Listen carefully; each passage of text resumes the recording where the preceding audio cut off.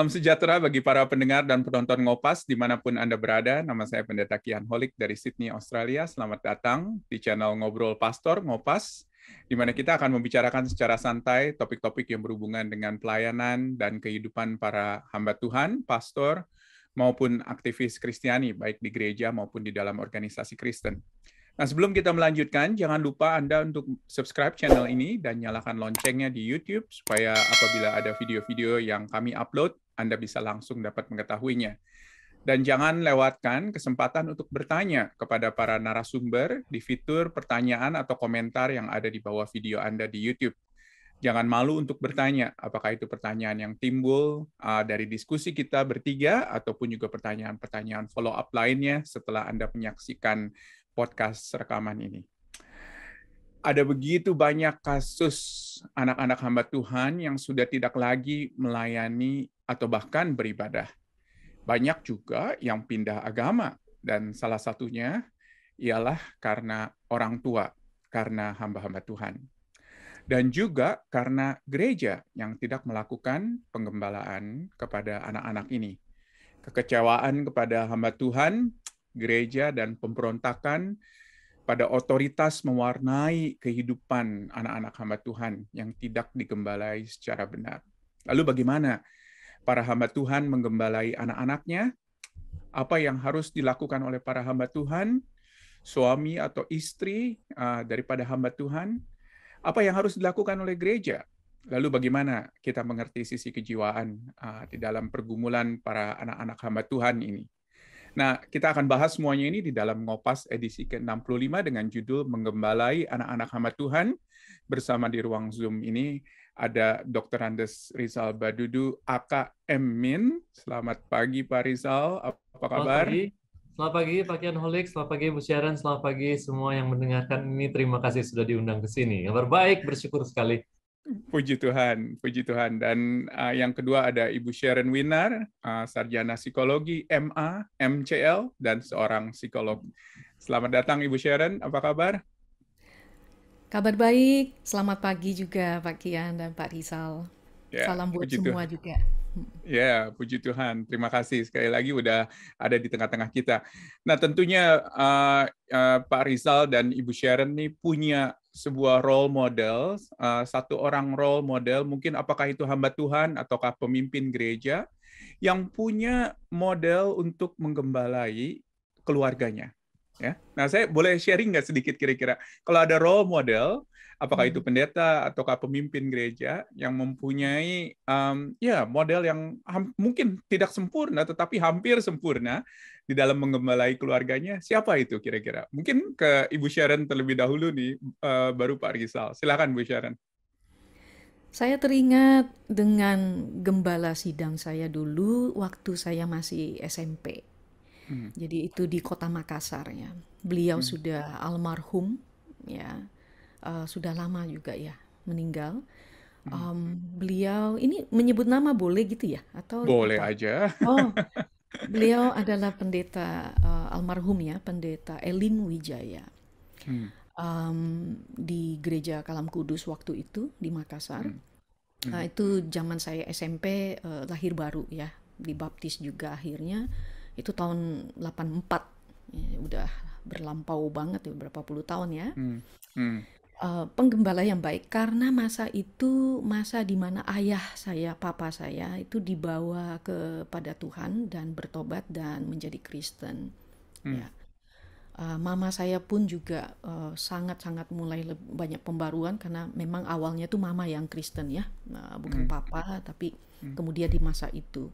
Dan di masa itu juga papa demikian berubah efeknya nih ya, penggembalaan itu sampai membawa saya sebetulnya. Jadi efek ayah papa saya itu kepada saya sehingga saya akhirnya jadi betul-betul ya Kristen juga, ikut ke gereja juga yang tadinya saya nggak mau gitu ya. Sering debat sama dia gitu, sama ayah saya. Jadi gembala ini sangat-sangat berasa banget waktu saya lahir baru SMP itu, saya sampai semangat ikut PA Alkitab setiap Kamis malam. Saya ingat itu seminggu sekali kan ada kebaktian doa PA gitu ya. Nah, itu saya SMP itu saya datang setelah dari les sekolah biasanya gitulah ya nama anak Saya menuju ke gereja malam hari sendiri juga karena saya udah ada motor gitu waktu itu kelas 3 ya. Jadi dari kelas 2 dan beliau tidak membedakan. Oh, ini masih SMP nanya apa atau apa. Itu pedulinya itu terasa banget.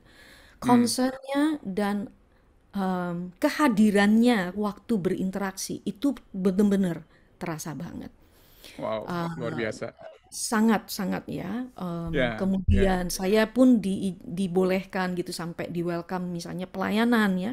Saya SMP kelas 3 itu sampai SMA pelayanan di remaja. Saya remaja yang lebih muda dari saya, masih lebih kecil dari saya, adik-adik kira-kira gitu.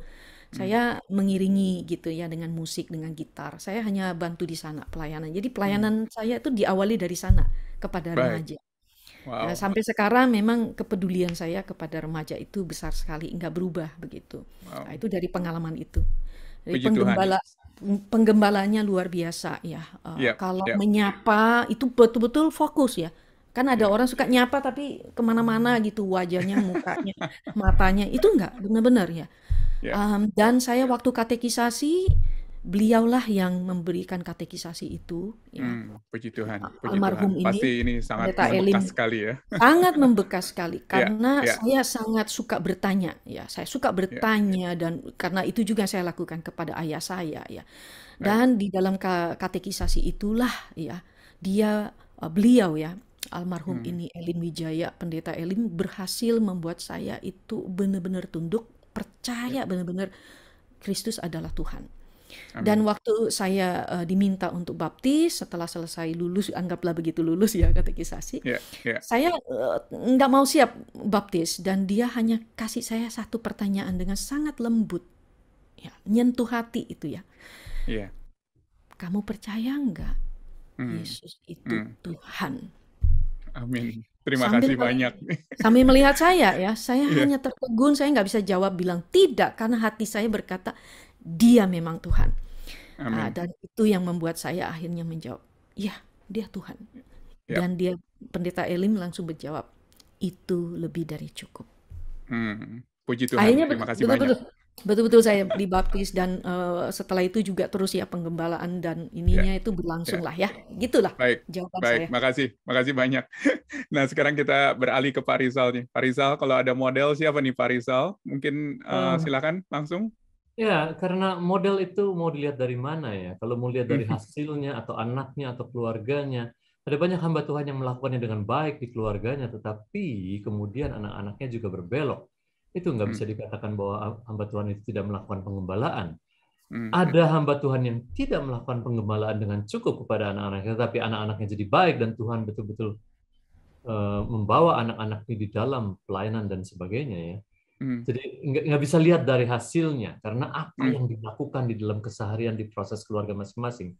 Namun dari situ pertanyaan saya justru mau membelokkannya sedikit bahwa saya bersyukur sekali di dalam pelayanan kami, saya dan istri kami melihat banyak sekali hamba Tuhan muda yang sungguh-sungguh memuridkan anak-anak mereka dan kami tahu persis prosesnya yang mereka lakukan.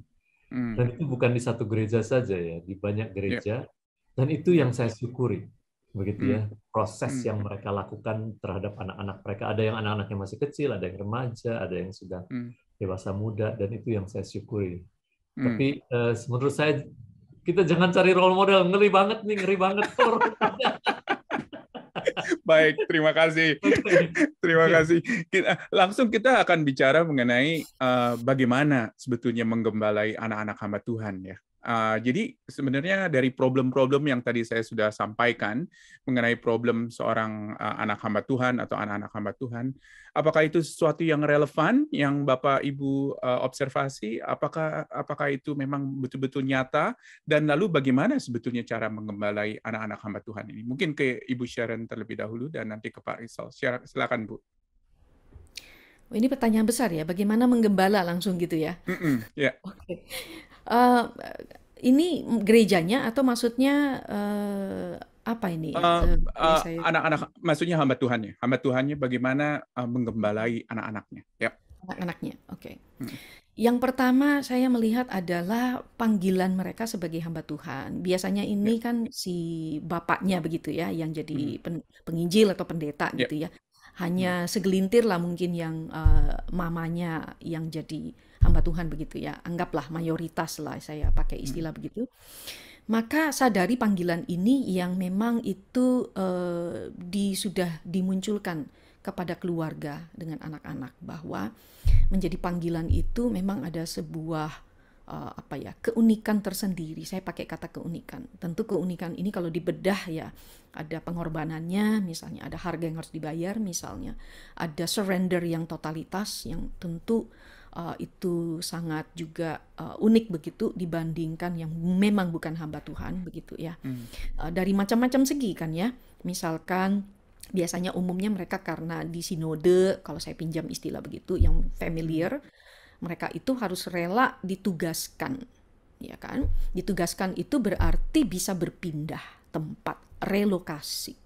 Relokasinya berapa kali sekali tidak jelas, mungkin bisa 3 tahun sekali, ada yang 5 tahun, ada yang kita nggak jelas. Tapi itu bisa akan terjadi seturut dengan peraturan daripada sinode bahwa rolling lah apalah istilahnya. Nah ini kan bicara sistem. Nah panggilan ini kan tidak mudah. Ketika pindah itu kan tidak mungkin langsung punya rumah sendiri. Ya sifatnya itu mungkin dipastori, entah itu sewa begitu dan sebagainya. Jadi banyak hal yang tentu tidak senyaman keluarga yang relatif pada umumnya, ya.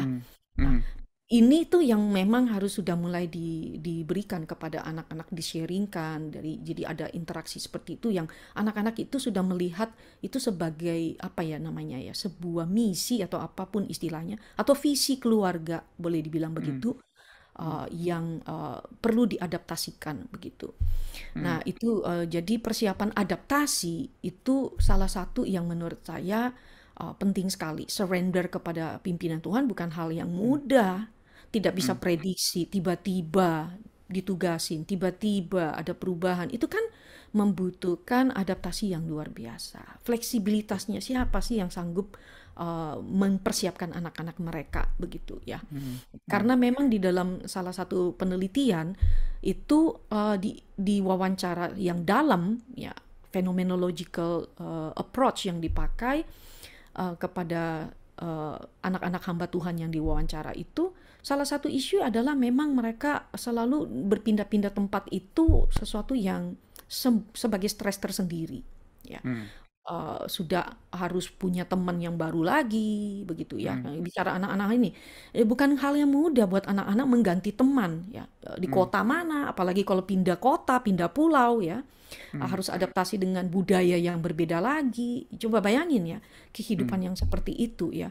Dan bagaimana menggembala mereka ini yang harus ngikut, kita sebutnya ngikut orang tuanya begitu ya. Dan orang tuanya sendiri pun butuh adaptasi ya. Terus apa namanya ya, mereka harus macam-macam masuk ke sekolah, sekolahnya mungkin juga dibandingkan dulu lebih enak, yang ini nggak enak, yang ini kok ketinggalan zaman, yang sana sudah lebih modern. Itu bisa banyak isu ya. Jadi fleksibilitas total surrender yang tidak mudah dimengerti banyak orang, yang stressful. Ya, kalau kita mau menggarisbawahi itu adalah stres yang besar, ya, bukan stres yang mudah begitu. Ya, dan juga belum kita masukkan juga faktor-faktor semacam kayak fasilitas yang diberikan, rumahnya seperti apa, sekolahnya seperti apa, dan lain sebagainya. Luar biasa memang tantangan ini. Kita stop di situ dulu. Saya mau tanya ke Pak Rizal sekarang ini. Pak Rizal, kira-kira apa sih sebetulnya yang harus dilakukan oleh hamba Tuhan untuk menggembalai anak-anaknya? Silakan Pak Rizal. Ya, terima kasih Pak Kian. Sekali waktu saya berkhotbah di sebuah gereja dan gembalanya adalah pendeta senior sekali. Di sela-sela antara kebaktian 1 dan 2, beliau mengatakan, aduh Pak Rizal, saya itu ya sebetulnya ya, aduh, kebanyakan saya nggak lakukan apa yang Bapak sampaikan. Sampai, dia bilang, saya itu ya udah melayani banyak sekali di luar rumah. Buat saya, kalau saya kembali ke rumah, saya udah, waduh, melayani anak saya lagi. Rasanya itu udah susah sekali. Hmm. Artinya, saya tidak sedang mengkritisi, tapi ini ada fenomena, begitu ya. Hamba Tuhan sudah melayani banyak sekali di luar rumah, kemudian kehabisan bensin pada saat kembali ke rumah, kehabisan tenaga, karena sama dengan orang yang non hamba Tuhan misalnya. Kalau saya bekerja di luar rumah, saya misalnya, saya akuntan, saya konsultan, kemudian di rumah harus jadi konsultan lagi, saya habis bensin. Jadi pendeta ini memandangnya seperti itu, begitu ya. Sehingga dia katakan, anak saya itu kepahitan sekali dan lari dari gereja dan pelayanan. Tetapi syukur kepada Tuhan, Bapak lihat anak saya yang itu. Sekarang dia melayani di pemuda. Jadi, bukan karena saya, kata pendeta ini. Karena Tuhan menangkap dia lagi. Dan saya bersyukur. Tapi saya memuridkan anak saya, menggembalakan anak saya di rumah, itu jauh dari saya lakukan. Itu kebaikan Tuhan. Jadi, memang saya melihat ada hamba Tuhan yang seperti itu. Sudah melayani banyak sekali di luar rumah. Dan para hamba Tuhan ini diperlengkapi, Alkitabnya udah kental banget deh ya, udah jangan ditanya ya. Terus mengenai menggembalakan jemaat itu mah udah deh, udah ilmunya. Tapi mengenai menggembalakan keluarga sendiri, itu tidak dilatihkan sejak di sekolah teologi. Jadi kita mesti paham itu tuh. Sehingga pada waktu mereka lulus, mereka masuk ke ladang pelayanan, yang ada di kepala mereka adalah apa yang digariskan sejak di sekolah teologi ya. Sehingga saya senang sekali pada waktu kami memperlengkapi banyak hamba Tuhan muda seperti yang saya katakan tadi. Wah, mereka semangat sekali seperti mendapatkan pengajaran baru dan mereka betul-betul melakukan itu di keluarga mereka. Tadi Bu Sharon mengatakan itu panggilan, betul sekali. Dan panggilan itu kalau adalah dari Yerusalem kita ibaratkan saja, bukan begitu pengertian Kisah 1 ayat 8. Tetapi Yerusalemnya adalah keluarga dulu sendiri ya, anak-anak dulu sendiri ya. Begitu, Pak Kian. Baik, terima kasih. Wah, ini sesuatu yang ternyata jauh lebih kompleks daripada apa yang kita pikirkan ya. Karena kita pikir bahwa tugasnya ialah boleh dikatakan hanya sekedar membesarkan atau menggembalai, tetapi ternyata ada begitu banyak faktor-faktor lain yang ada di sekelilingnya yang sangat mempengaruhi sebetulnya bagaimana seorang hamba Tuhan menggembalai anak-anaknya. Tadi Ibu Sharon mengatakan faktor mobilitas dari seorang hamba Tuhan, begitu ya. Terus kemudian Pak Rizal tadi katakan adalah ada faktor-faktor misalnya seperti stres ya dari pelayanan dan lain sebagainya, membuat dia pada akhirnya burn out ya, nggak ada lagi energi untuk melakukan penggembalaan kepada anak-anak daripada hamba Tuhan ini. Nah, lalu apa yang harus dilakukan oleh hamba Tuhan kalau begitu? Silakan Ibu Sharon terlebih dahulu. Kalau ada yang mengeluhkan bahwa energinya habis dan pulang ke rumah nggak bisa menggembala anak mereka, itu isu yang dialami oleh banyak jemaat, bukan hanya hamba Tuhan. Karena mereka pekerjaannya juga sama, yang menyerap banyak sekali urusan care pada perusahaan, pada karyawannya dan usahanya kalau mereka adalah usahawan begitu ya. Nah, spesifik jadi ini hamba Tuhannya ya yang tadi yang ditanya. Apa yang Ya, harus dilakukan oleh hamba Tuhannya? Sudah saya tadi sebutkan ya di awal bahwa menemukan misi dan visi keluarga yang mereka punyai secara unik, karena tiap keluarga itu unik punya ini. Walaupun dia hamba Tuhan sama kita sebut, tapi tiap keluarga itu unik per keluarga, dia ada tertentu. Dan itu yang perlu dibuat. Kedua, beranilah untuk memang juga mencari sumber lain sebagai bantuan. Seperti kalau tadi Pak Rizal ceritain bahwa Pak Rizal lah yang menjadi sumber itu buat hamba Tuhan muda begitu ya, di dalam pembimbingan dan sebagainya. Itu. Yang lain sebetulnya juga dalam hal yang tadi saya sebut, ya kebutuhan adjustment atau penyesuaian hidup, penyesuaian diri, yang bobot emosinya besar, faktor sosialnya besar, kita nggak bisa mengabaikan faktor sosial ya. Pelebelan kita sebutnya, stereotip tipikal ya stereotype yang terjadi di masyarakat maupun jemaat kepada anak-anak hamba Tuhan itu juga besar, sehingga bagaimana mempersiapkan itu ya, ini yang tidak pernah menjadi fokus atau menjadi sebuah perhatian kita sebutnya dari hamba Tuhan itu sendiri kepada mempersiapkan keluarganya, anaknya itu. Misalkan salah satu isu di dalam penelitian juga yaitu perfect child ya. Itu bagian yang pergumulan yang akan mewarnai penemuan identitas diri anak-anak hamba Tuhan ini. Saya melihatnya dari sudut psikologi ya. Jadi perfect child itu sangat menjadi sebuah label yang cukup berbahaya ya, atau memberi perangkap kita sebutnya. Jadi hamba Tuhannya sendiri perlu menyadari ini, sehingga itu isu-isu yang bisa menjadi intervensi dengan anak-anak mereka yang dibicarakan ya, dan sebagainya, dan ditunjukkan ya. Kenapa ditunjukkan? Karena bicara role model tadi juga dan sebagainya. Ternyata dalam penelitian juga ditemukan bahwa anak-anak itu mereka cukup besar menganggap bermakna kalau mereka itu bisa punya relasi yang dekat dengan ayahnya yang sebagai hamba Tuhan itu. Banyak yang cukup mudah sekali tetap mempertahankan imannya, walaupun itu mungkin banyak pergumulan ketika mereka terjun di dunia yang lebih luas begitu ya, yang berbeda sekali dengan faham yang mereka sudah sering dengar sejak kecil di gereja dan sebagainya, apalagi denominasi yang berbeda misalkan dan sebagainya.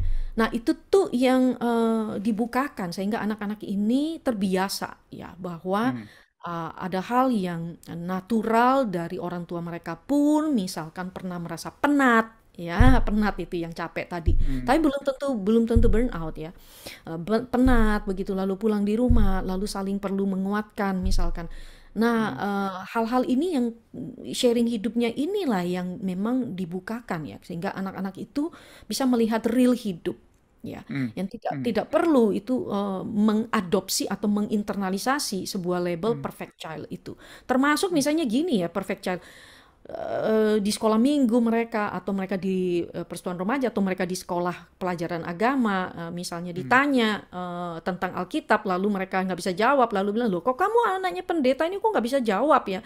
Nah itu kan seperti perfect harus ngerti hermeneutik bahkan ya, bayangkan ya. Jadi padahal mereka ini kan bukan seminarian, bukan juga yang ini ya. Jadi itu tuh semuanya yang perlu orang tuanya menyadari bahwa it's okay, bahwa kadang memang tidak bisa serba tahu atau sesuatu yang masih terus belajar. Jadi mindset inilah, spirit inilah yang perlu terus dibiasakan oleh orang tuanya kepada anak atau ditularkan.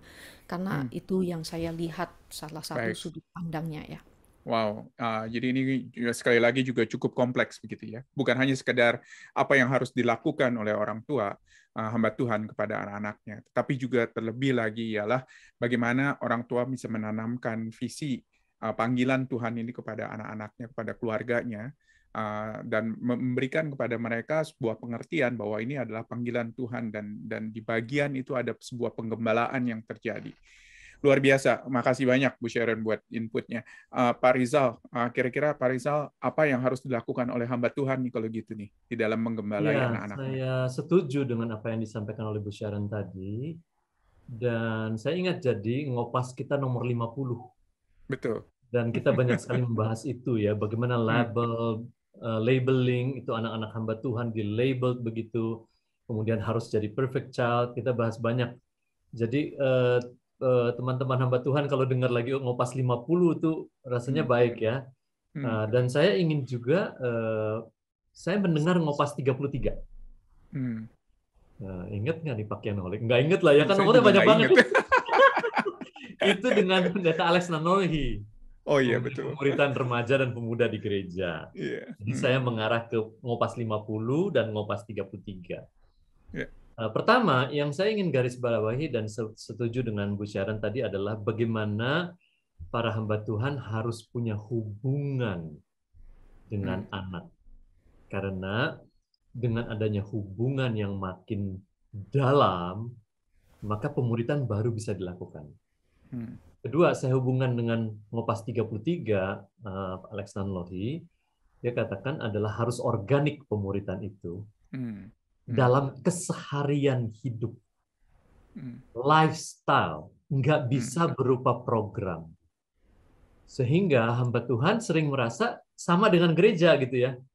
Ini kalau pemuritan anak harus programnya apa? Di gereja juga programnya apa ya? Padahal bukan itu intinya.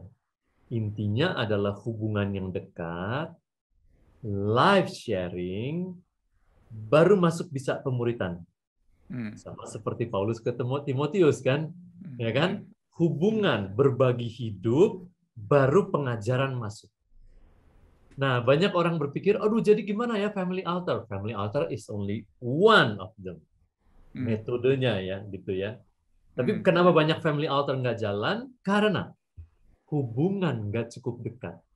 Sehingga family altar itu jadi satu program di keluarga. Dan kalau program, itu akan datang dan pergi. Ada dan tiada. Nanti harus program apa lagi gitu. Jadi sekali lagi saya mau angkat apa yang Bu Sharon katakan tadi, bagaimana punya hubungan yang makin dalam, yang kita bangun sejak anak-anak kita masih kecil dengan anak-anak. Waktu hubungan itu baik dan kita mulai pemuritan itu pada waktu pra-remaja begitu ya, itu bisa masuk. Kalau enggak, dia hanya berupa pengajaran. Dan pengajaran itu seperti Pak Alex Nanlohi katakan, itu anorganik. Nggak akan mengubah hidup, karena tujuan kita adalah mau menjadikan yang kita muridkan, kita gembalakan, menjadi pelaku firman Tuhan. Tapi kalau nggak ada hubungan, itu nggak bisa jalan. Gitu. Betul. Nah, saya mau bahas beberapa metode aja mengenai hubungan. Bagaimana membangun jembatan hubungan dan jembatan komunikasi yang nantinya itu jadi media untuk menggembalai anak-anak. Misalnya, saya sangat menyarankan keluarga-keluarga itu melakukan storytelling. Karena penelitian sudah membuktikan storytelling itu sangat membuat engagement orang tua dengan anak. Jadi saya mulai storytelling itu sejak anak-anak umur 2. Cerita-cerita Alkitab ya. Cerita Alkitab kan itu aja ya. Jadi umur 4 udah habis tuh. Terus metodenya saja yang dipakai berganti. Beli alat peraga untuk sekolah minggu, kemudian mereka yang menempelkan, kemudian mereka yang bercerita, saya yang mendengar, dan sebagainya begitu ya. Tapi waktu anak-anak pra-remaja, mulai umur 8, 9, 10, saya storytelling banyak sekali itu mengenai heroes of faith. Pahlawan-pahlawan iman. Jadi bercerita mengenai Fanny Crosby, bercerita mengenai D.L. Moody, mengenai Hudson Taylor, mengenai George Mueller, segala macam. Untuk cerita itu kan memasukkan nilai. Jadi storytelling itu baru satu. Yang kedua adalah saya ingin adalah one-on-one. Dating antara orang tua dengan anak. Wow. Nah, saya mulai itu waktu anak-anak umur 7. Dating buat saya karena anak 4 ya, seminggu sekali. Setiap anak punya giliran, setiap Selasa anak 1, anak kedua, anak ketiga, keempat, terus saya punya dating dengan istri ya. Dan saya menyarankan dating ini kepada para orang tua, termasuk hamba Tuhan sebagai orang tua. Dan itu bekerja luar biasa. Keluarga-keluarga yang menerapkan, wah hubungan saya dengan anak saya jadi tambah dalam. Sehingga waktu saya ngomong soal firman Tuhan, diterima, masuk. Jadi pertama adalah storytelling, kedua adalah one-on-one, masih banyak yang lain, misalnya adalah banyak beraktivitas bersama. Main, banyak main. Waktu kecil board game, waktu besar itu saya main sepak bola dengan anak-anak yang cowok, dengan anak-anak yang cewek itu main musik bersama. Waktu udah lebih besar lagi sekarang ini, kenapa? Mereka menyukai K-pop misalnya, yang cewek-cewek ya, anak saya. Saya harus masuk melalui K-pop gitu. Karena jembatan itu harus terus dilalui untuk penggembalaan. Nah, medianya bisa apa saja. Dan itu adalah awal supaya nanti waktu kita masukkan firman Tuhan melalui organic system tadi, itu bisa jalan terus. Nah, nanti masih banyak lagi metodenya, itu cuma 3 aja. Luar biasa, luar biasa. One-on-one sama beraktivitas bersama dan Luar hobi biasa. bersama. Ya. Saya yakin dan percaya itu aja udah memberikan inspirasi banyak nih untuk para hamba Tuhan bisa menggembalai anak-anaknya. Karena memang ini bukan hal yang mudah gitu ya. Dan it will take time gitu untuk bisa membina relasi seperti ini. Dan yang terlebih lagi ialah bagaimana mencoba untuk membuat relasi itu menjadi relasi yang bisa berkesinambungan. Jadi bukan hanya sekedar one off begitu loh kita melakukannya itu, tetapi bagaimana kita bisa melakukannya secara berkala. Nah, kita sekarang akan masuk ke dalam pertanyaan bagaimana kalau begitu peranan daripada bukan hanya hamba Tuhan nih, tetapi kita bicara komunitas gitu ya, yaitu gereja di dalam menggembalai anak-anak hamba Tuhan ini. Saya yakin gereja mempunyai peranan yang sangat penting juga untuk menggembalai anak-anak hamba Tuhan. Apa yang bisa dilakukan? Karena saya yakin yang nonton Ngopas ini bukan hanya para pastor, tetapi juga ada majelis, para pemimpin-pemimpin gereja lainnya. Apa yang harus mereka lakukan? Mungkin ke Ibu Sharon terlebih dahulu. Bu Sharon, silakan Bu Sharon. Apakah ada beberapa tips yang bisa diberikan kepada para pemimpin gereja? Nah, pertanyaan ini sebetulnya bagus banget ya untuk mempertanyakan begini, realnya. Realnya apakah selama ini di gereja-gereja atau sinode-sinode yang membawahi beberapa gereja-gereja mereka, cabang-cabang itu, ada program yang dimana hanya untuk anak-anak hamba Tuhan aja? Kan enggak ada. Jawabannya sejauh ini saya belum pernah ketemu. Ya, saya nggak tahu kalau Pak Rizal pernah ketemu, ya ada. Nggak ada. Jadi mereka itu anak-anak ini ya tetap masuk ke dalam program-program pelayanan yang atau penggembalaan di remaja, misalnya persekutuan kita sebutnya remaja, ya dengan anak-anak remaja lainnya gitu, masih general. Kan nggak ada. Jadi kalau ditanya gereja gimana nih untuk intervensinya, memberikan layanan kepada anak-anak hamba Tuhan, berarti harus program khusus kan? Nah pertanyaannya sudah ada nggak selama ini? Saya belum pernah dengar begitu. Mungkin ada yang dilakukan oleh seminari misalnya tertentu begitu ya, khusus anak hamba Tuhan, ada retretnya kali atau apa. Mungkin ya, saya kurang tahu. Tapi bisa jadi seperti itu. Tapi kalau pertanyaan ini muncul berarti yuk, ada nggak yang mau ngadain? Ada nggak menganggap bahwa ini penting? Ya, ada nggak sinode berpikir bahwa ini sangat-sangat krusial begitu ya? Karena misalkan salah satu kekurangan resource yang tadi saya sebut itu menjadi isu yang paling besar juga. Bagaimana mereka bisa mengeluh yang tidak ada orang nggak akan menilai, menghakimi. Karena semua serasa sepenanggungan karena sama. Ya, komunitasnya sama begitu ya. I'm in the same boat with you gitu ya. Karena saya juga anak hamba Tuhan. Jadi memang jadi bebas di sana, mereka itu bisa menceritakan atau apapun yang akan dimengerti dibanding hanya di umum begitu yang belum tentu semua orang mengerti. Karena komentar banyak orang itu bisa macam-macam, persepsi orang bermacam-macam kacamatanya, dan akan pasti komentar, yaitu ciri khas masyarakat dunia ya, kalau saya mau bilang begitu, bukan hanya gereja ya, sampai membicarakan menjadi gosip juga lah atau apa ya, itu menjadi beban tersendiri. Nah bagaimana intervensi gereja, yaitu ya khusus ada program itu ada nggak dilakukan. Nah dan ada bantuan profesional tertentu, misalnya kalau itu ada counseling atau apapun yang kalau saya sebut ya, bahkan itu diadakan atau dibuat jalurnya atau jalannya untuk memang diarahkan kalau mereka itu secara rutin begitu ya. Kita sebut maintenance ya, terhadap bagaimana mereka juga perlu mendapat care begitu kan disebutnya ya. Jadi professional care itu bagi mereka secara khusus. Karena sangat apa ya namanya ya, sangat spesifik begitu problem yang mereka hadapi, isu yang mereka hadapi. Betul. Perasaan alone, perasaan sendiri itu juga akan muncul misalkan. Apalagi kalau anak-anak itu kan sensitif ya, kalau mendengarkan ayah mereka di pelayanan itu digosipin atau dibicarakan, misalkan dikomentarin begitu. Hingga mereka tuh kan sensitif menangkap hal-hal yang seperti itu ya. Kira-kira seperti itulah ya, kalau menurut saya. Apa yang perlu gereja lakukan? Ya mulailah dari hal yang real, yang memang diwujudkan begitu. Jadi nggak hanya wacana dan sebagainya, atau dibuat general begitu, tapi buatlah juga khusus begitu. Wow, luar biasa. Dan kita harapkan mungkin di Indonesia ada sinode-sinode tertentu atau gereja-gereja tertentu yang bisa memulai pelayanan khusus ini, khususnya kepada anak-anak hamba Tuhan. Dan kita juga melihat di negara-negara barat sudah ada beberapa organisasi misi yang melakukan pelayanan secara khusus kepada anak-anak misionaris, karena mereka jelas sekali mobilitasnya tinggi di dalam pelayanan orang tuanya. Puji Tuhan, terima kasih banyak Bu Sharon untuk saran yang sangat praktis tersebut. Ke Pak Rizal, kira-kira apa yang gereja bisa lakukan, Pak Rizal, untuk menggembalai anak-anak hamba Tuhan ini? Ya, saya setuju dengan apa yang Bu Sharon katakan tadi, perlu ada program khusus. Walaupun saya melihat juga ya, saat sudah melakukannya. Seperti Bu Sharon katakan tadi, retret anak-anak hamba Tuhan, itu ada, terus-menerus.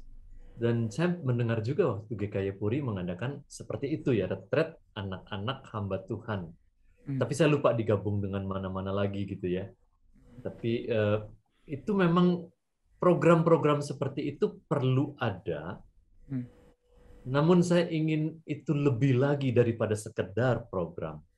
Seperti Pak Alex Nanlohi katakan, program adalah anorganik. Yang organik bagaimana? Jadi kalau pertanyaan Pak Kian Holik, bagaimana gereja bisa membantu ya supaya hamba Tuhan bisa secara organik, secara lifestyle, bagaimana mereka membangun hubungan dengan anak-anak mereka secara lebih dalam. Ya kalau dari umur kecil ya, dari kids, preteen, teen, youth, itu makin dalam hubungannya dengan anak-anak. Kemudian kedua adalah bagaimana mereka melakukan penggembalaan atau pemuridan. Nah, kalau Pak Kian Holik mengatakan, iya di Barat memang ada banyak organisasi. Nah, saya bersyukur karena saya dilatih oleh organisasi-organisasi seperti itu.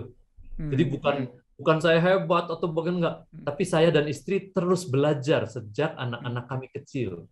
Kami mengikuti seperti itu, kami diperlengkapi.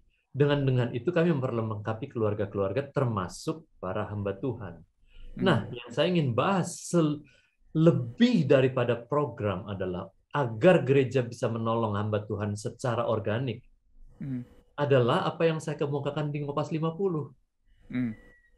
Bagaimana gereja bisa memberikan keleluasaan, praktisnya adalah waktu pada hamba Tuhan. Karena ini tipikal. Tadi Bu Sharon mengatakan, ya penat sih, semua profesi juga penat. Ya, betul sekali. Namun hamba Tuhan ada kekhususan. Liburnya beda sama anak-anaknya. Kebanyakan gereja kasih libur Senin. Lah si anak mau sekolah. Ya, itu satu. Kemudian hamba Tuhan banyak melayani jemaat di waktu malam. Waktu jemaatnya udah pulang kerja. Lah ini anak udah di rumah, papanya pergi. Melayani jemaat. Oleh sebab itu di Ngopas 50 saya kemukakan, kalau saja gereja, dan sudah ada gereja-gereja yang seperti itu di Indonesia, sedikit mengubah jamnya. Misalnya ada gereja yang memberikan liburan kepada hamba Tuhan Sabtu. Wah, lalu denominasi, aduh, masa Sabtu sih ya? Kan persiapan buat pelayanan besok. Ya, itu bisa diperdebatkan. Tapi maksud gereja ini untuk memberikan liburan Sabtu adalah supaya dia bisa bersama keluarga. Supaya jembatan komunikasi dan hubungan terbangun dan dia bisa memuridkan secara organik anak-anaknya. Itu satu. Kedua, hamba Tuhan itu betul-betul dilihat di gereja itu berapa malam dia keluar rumah dan dibatasi. KPI-nya, Key Performance Indicator-nya adalah maksimum 2 malam seminggu. Cakep, ya kan? Kan kalau kebanyakan hamba Tuhan kan bisa 6 malam, bisa 5 malam seminggu di luar rumah. Betul. Jadi bagaimana menggembalakan? Bagaimana bisa punya hubungan yang semakin dalam? Kecuali dia terima laporan dari istrinya, anaknya gini. Terus waktu memasukkan firman, nggak ada hubungan. Cuma jadi kognitif. Jadi kalau pertanyaannya bagaimana gereja? Gereja bersedia nggak membuat hamba Tuhan ini betul-betul bisa difasilitasi bukan melalui program, tapi hidupnya di keluarganya dimungkinkan secara jam, secara hari, secara segala macam bisa punya waktu yang luang untuk menggembalakan. Waktu udah dikasih waktu, baru kita tanya tuh, lu udah gembalakan anak lu belum? Nah, itu enak tuh, bisa ditanya gitu. Kalau nggak dikasih waktu, ditanya-tanya, diperlengkapi. Aduh, saya kan udah habis nih menggembalakan jemaat kita, kan gitu ya. Gitu Pak Kian Holik. Wah, luar biasa.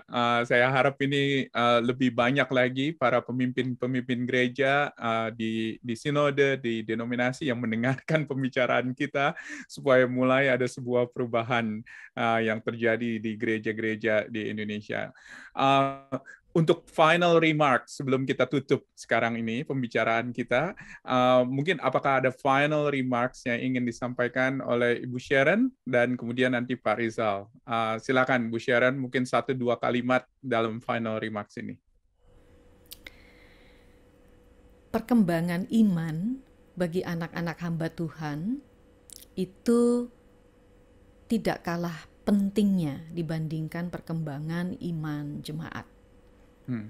Dan berarti perkembangan iman hamba Tuhannya sendiri pun itu perlu dipedulikan oleh gereja yang adalah sinode misalkan. Termasuk seperti tadi perelokasian yang perlu dipertimbangkan secara bijaksana seperti apa metode dan sistemnya. Itu sih yang saya mau melihat ya, bahwa perkembangan iman ini yang perlu menjadi garis bawah oleh juga orang tuanya yang jadi hamba Tuhan, yang bagaimana memiliki resource-resource yang mereka juga diberikan oleh gereja, sehingga mereka boleh dibangun juga punya support system. Karena support system bagi hamba Tuhan dan anak hamba Tuhan itu sangat-sangat membantu sekali. Mungkin saya hanya bisa berkata itu secara generalnya ya, tapi krusial sekali.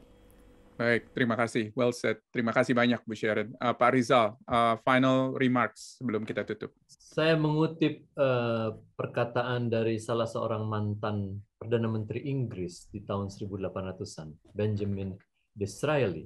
Dia mengatakan, no success in public life can compensate for failure in the home. Dan itu berlaku buat para hamba Tuhan juga. Kesuksesan kita di pelayanan kita di luar rumah itu nggak akan bisa menggantikan kegagalan kita dalam prosesnya ya, bukan dalam hasilnya. Sekali lagi saya mengacu kepada yang awal tadi saya katakan. Tidak bisa menggantikan kegagalan kita dalam proses menggembalakan anak-anak kita sendiri di rumah. Kalau Anda punya pelayanan yang sangat berhasil, tapi anak-anak menjadi kepahitan dengan pelayanan Anda, wah, itu penyesalan yang tiada akhir. Dan itu bukan panggilan kita. Yerusalem kita ada di rumah kita sendiri. Dan mulai dari situ, kita menggembalakan di dalam rumah, baru nanti keluar rumah dalam pekerjaan. Luar biasa. Terima kasih. Terima kasih banyak. Terima kasih banyak Ibu Sharon dan Pak Rizal buat waktunya. Terima kasih. Dan kita akan tutup. Pak Kian. Kita akan tutup pembicaraan kita ini. Kita akan berdoa bersama. Saya akan pimpin dalam doa. Mari kita berdoa. Terima kasih Bapa di surga buat waktu di mana kita bisa berbicara mengenai isu penggembalaan terhadap anak-anak hamba Tuhan. Kiranya Engkau boleh berkati Tuhan pembicaraan kami dan pakai pembicaraan kami boleh untuk hamba-hamba Tuhan dan gereja boleh memikirkan bagaimana mereka lebih baik lagi menggembalakan anak-anak yang Tuhan sudah percayakan kepada para hamba-hamba Tuhan ini. Tuhan tolong berikan kepada kami semua hikmat, bijaksana, sensitivitas ya Tuhan, dan juga tuntunan yang jelas dari Tuhan.